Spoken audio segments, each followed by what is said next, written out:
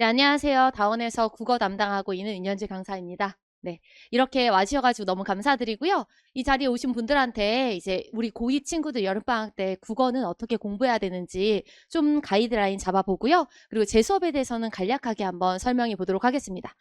사실 제가 이제 설명회를 진행할 때 우리 고2 부모님들한테 항상 참 감사한 마음이고 존경하는 마음으로 수업을 진행하고 있거든요.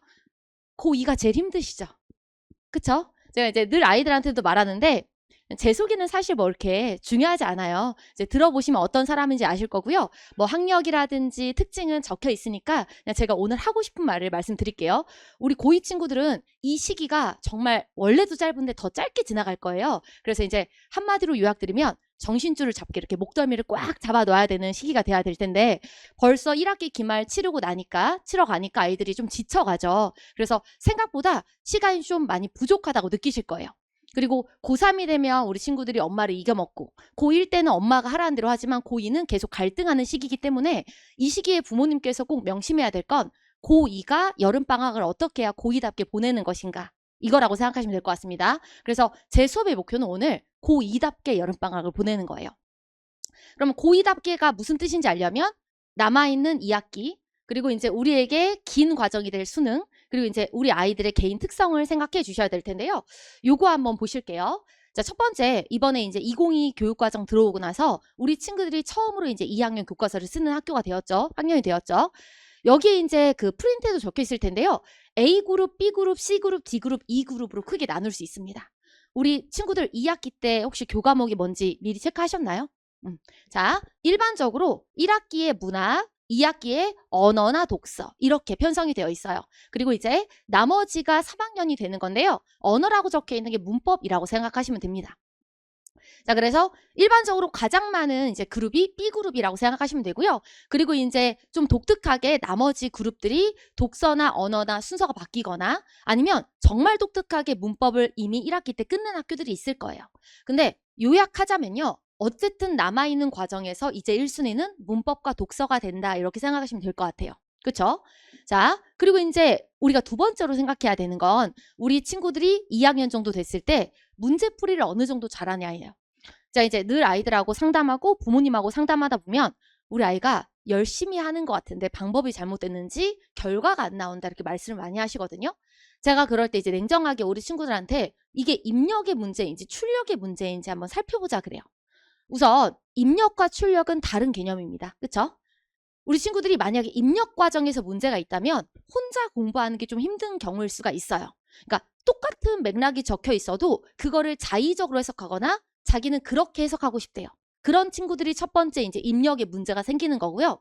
그 다음에 입력은 어떻게 되는 것 같다. 뭐 시키는 과제도 잘해오는 것 같고 수업도 곧잘 따라오는 것 같고 근데 이제 출력의 문제다 그러면 출력이 약한 친구들은 보통 실전에서 문제풀이가 조금 시간이 부족하다거나 문제에서 이상한 답을 골라온다거나 마킹 실수를 한다거나 그런 경향이 짙어요. 근데 입력의 문제든 출력의 문제든 이 시기에 이제 아이들이 고3으로 올라가기 전에 최대한 해야 되는 건 최소한의 문제풀이 훈련과 시간 확보라고 봅니다. 그래서 1학년 때는 확실히 이제 내신에다가 완전 몰입했었고 그리고 2학년 1학기까지도 거의 이제 내신에 집중했다면 사실 지금도 여기 앉아 계신 분들의 반절 정도는 애들이 집에서 엄마 나 정시 파이터 할 거야. 이런 경우가 있을 거예요. 그러면 그 정시 파이터 하겠다는 친구들 그러면서 내신은 포기하지 않고 어떻게 이제 이 시간을 잘 끌고 가야지 우리 친구들이 순 공부 시간, 문제풀이 시간을 잘 확보할 수 있는지가 이제 고민이 되실 텐데요. 제가 이제 말씀드릴 수 있는 건 세 번째 지점입니다. 입력의 문제든 출력의 문제든 그리고 이제 2학기 과정이든 이 시기에 아이들한테 가장 필요한 건 제가 봤을 때 어느 부분이 약점인지 봐주는 거라고 생각하거든요. 그래서 제가 이 수업을 계획할 때 가장 이제 고민하고 우리 고2 친구들한테 가장 신경 쓰고 있는 게 제가 수업하고 있는 모든 반 중에서 이 반에만 이걸 해주고 있거든요. 그게 뭐냐면 오전 시간에 같이 모의고사 풀어주는 거예요. 제가 이제 예비 고1도 하고 고2도 하고 고2에서 고3 넘어가는 시즌에도 다 해주고 있는데 우리 2학년 친구들은 무조건 오전에 해줍니다. 우선 아침에 못 일어나고요. 일어나서 50분 동안 혼자 문제 못 풀고요. 풀고 나서 오답 확인 못 하고요. 그래서 아예 커리큘럼 자체가 10시부터 수업을 시작하지만 9시부터 등원해서 같이 문제를 푸는 걸로 시작을 해요. 그리고 나서 여기에 대해서 해결이 안 되는 건 제가 별도로 그 클리닉 시간을 잡아주거든요. 그러면 금요일, 토요일 밤에 와도 되고요. 이때 안 되면 제가 평일에 최소 월요일 오후를 잡아놨는데 이 시간 안 된다 그러면 개별적으로 맞춰서 클리닉 잡아서 불러서 이제 틀린 문제 확인을 해줍니다. 근데 사실 겨울방학 때는 이 시기가 길었기 때문에 되게 효율적이고 좋았어요. 근데 아쉬운 건 지금 방학이 길면 4주고 짧으면 뭐 좀 외부 있는 학교다 그러면 3주밖에 시간이 안 될 수도 있거든요. 근데 이 시기는 본인이 어떻게 쓰느냐에 따라 달라요. 어떤 친구는 제 실제 사례인데 본인은 이 오전 모의고사 너무 부족하다. 일주일에 한 번은 너무 부족하다 그래서 한 회에서 두 회를 더 받아간 친구도 있어요. 그럼 본인이 클리닉에 와서 3회치를 물어보고 가도 되는 거예요. 그래서 이 시기는 정말 절실한 친구들이 와줬으면 좋겠고요. 나는 그냥 내가 알아서 하겠다. 이런 친구보다는 저 하고 싶은데 어떻게 해야 될지 모르겠고 선생님이 이제 붙잡아서 해주면 자기는 잘 따라가겠다. 이런 마음이 있는 친구라면 저는 이제 적극 추천하고 있어요. 그래서 실제로 우리 친구들이 와서 볼 수 있는 건 1시간이지만 본인이 하겠다고만 하면 2회에서 3회 정도는 제가 일주일에 다 같이 봐줍니다. 저는 이 지점에 아주 강점을 두고 있고요. 제 수업에서 이제 이런 부분에서 도움을 많이 받아가지고 우리 친구들 예비 고2 때 제 수업 들었던 친구들 중에서 1등급으로 올라가면 제가 현금으로 상품도 주고 했거든요. 그래서 이번 3월 모의고사에서도 이제 돈 받아가고 이번 이제 우리 6월도 치렀잖아요. 그래서 이제 카톡으로 오더라고요. 선생님 저 1등급 받았어요. 그래서 성적표 보내주면 제가 등급 올라가도 이렇게 선물 보내주고요. 그다음에 등급 유지한 친구들에 대해서도 일정의 상품 보내줍니다. 그래서 우리 친구들이 좀 자극이라도 받아서 짧은 기간이지만 열심히 했으면 좋겠다는 마음으로 이렇게 이제 아이들한테 공약도 걸고 있습니다. 그래서 제가 수업을 2개를 준비했어요. 2개를 준비한 이유는 사실 가장 도움이 될 만한 수업은 이 수업이에요.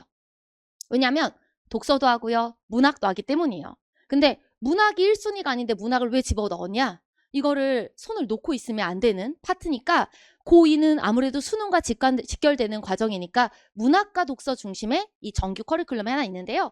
이 수업은 약 5주 동안 진행이 됩니다. 독서 비중이 7 정도고요. 문학 비중이 3 정도인데 이 정도 균형을 잡아야지 우리 친구들이 이제 1학기 때 문학을 어느 정도 해놨고 독서가 좀 약한 친구들한테 보완이 될 수 있게 수업을 준비한 거고요. 2번째 수업 같은 경우에는 딱 이제 2학기 바로 중간고사에 써먹을 수 있는 문법 특강이라고 생각하시면 돼요. 그래서 아마 2학년 문법 특강이 학원들마다 굉장히 많을 텐데요. 제 수업의 강점은 아까도 말씀드렸지만 우리 아이들 개별 관리해 주는 거에 조금 더 키워드가 맞춰져 있고요. 그리고 이제 대부분의 강남 지역에서 중요하게 봐줘야 되는 킬러 문항들을 중심으로 EBS와 그다음에 내신 기출까지 다 아울러서 수업을 진행하게 됩니다. 현대문법부터 중세국어까지 쫙 훑는 과정이라고 생각하시면 좋을 것 같아요. 자, 그래서 이제 제가 매주 우리 정규반하고 특강반으로 나누어 수업을 진행할 텐데요. 사실 오전 모의고사는 정규반 혜택이라고 생각하시면 돼요. 근데 특강반이라고 해서 너무 아쉽진 않은 게 특강반도 클리닉은 올 수가 있어요. 다만 그 오전에 1시간 추가로 모의고사 보는 건 정규반의 특혜고 이렇게 매주 교재와 테스트와 성적 분석 관리까지 나간다라고 봐주시면 될 것 같아요.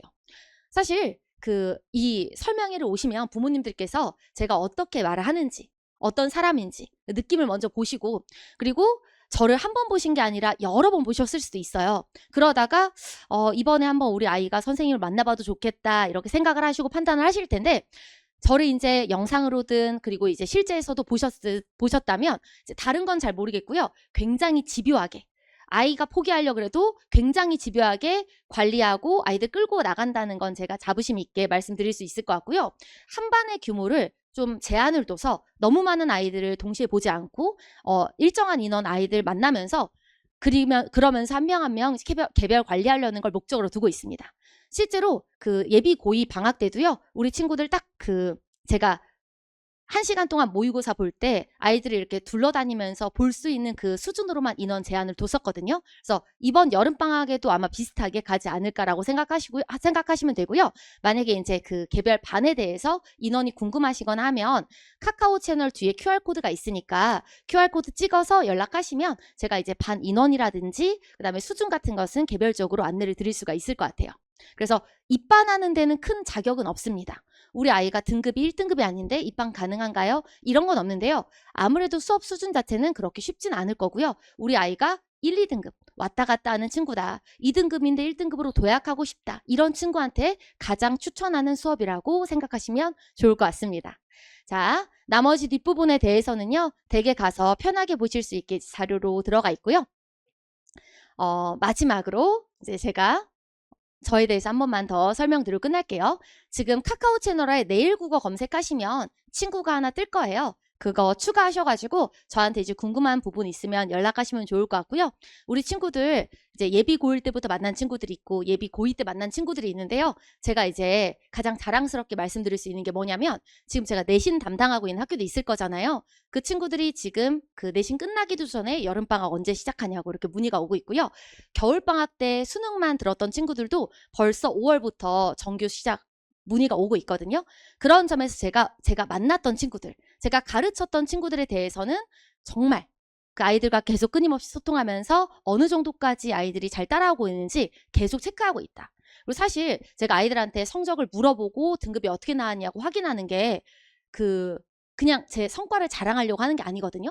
제가 내신을 준비하는 과정에서도 수능 때 가르쳤던 친구들이 등급이 어떻게 나오고 있는지 계속 확인하면서 그 아이들의 이제 그 동기도 부여해주고 그리고 또 다시 만날 그 과정에서 빈틈을 메꿔주려고 연락하고 있는 거라 제가 방학 때만 딱 수업하고 끝나는 사람이 아니라 방학 때 만났다가도 아이들이 내신 때 또 힘들면 연락해도 되고 또 내신부터 방학까지 쭉 이어서 우리 아이들이 총체적으로 국어 실력을 성장시키는데 제가 좀 신경을 쓰고 있는 강사라는 걸 기억해 주시면 좋을 것 같습니다. 오늘 자리 오셔서 감사하고요. 기억하시면 또 이제 수업에서 만나뵐 수 있으면 좋을 것 같습니다. 감사합니다.